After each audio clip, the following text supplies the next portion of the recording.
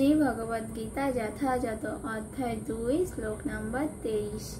নৈনং ছিদন্তি শস্ত্রাণি নৈনং দহতি পাবকং না চৈনং ক্লেদয়ান্তপো না শোচহতি মারুত। অনুবাদ: আত্মাকে অস্ত্রের দ্বারা কাটা যায় না, আগুনে পোড়ানো যায় না, জলে ভিজানো যায় না, বায়ুর দ্বারা শুষ্কও করা যায়। তাৎপর্য: তরবারি, আগ্নেয়াস্ত্র, পর্জন্যাস্ত্র, বায়বীয় অস্ত্র আদি সমস্ত অস্ত্র শস্ত্রই আত্মাকে হত্যা করতে অক্ষম।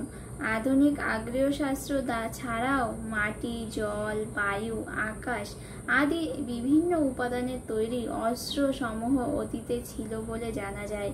এমনকি আধুনিক যুগের পারমাণবিক অস্ত্র শস্ত্রগুলিও আগ্নেয়াস্ত্র শ্রেণীভুক্ত, কিন্তু পূর্বে বিভিন্ন রকমের জড় উপাদানের দ্বারা নির্মিত অস্ত্র শস্ত্র ছিল।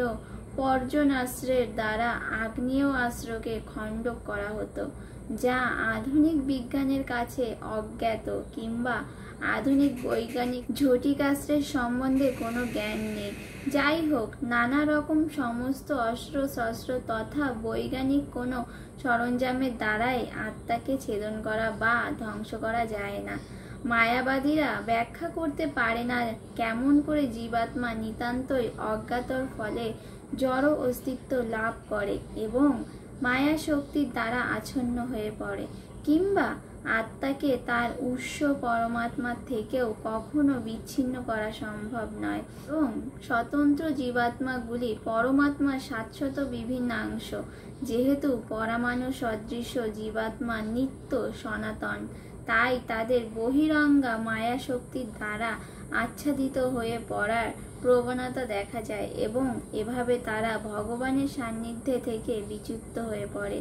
ঠিক যেমন আগুনের স্ফুলিঙ্গ গুণগতভাবে আগুনের থেকে অভিন্ন হওয়া সত্ত্বেও আগুনের থেকে বিচ্ছিন্ন হলেই নিভে যায়।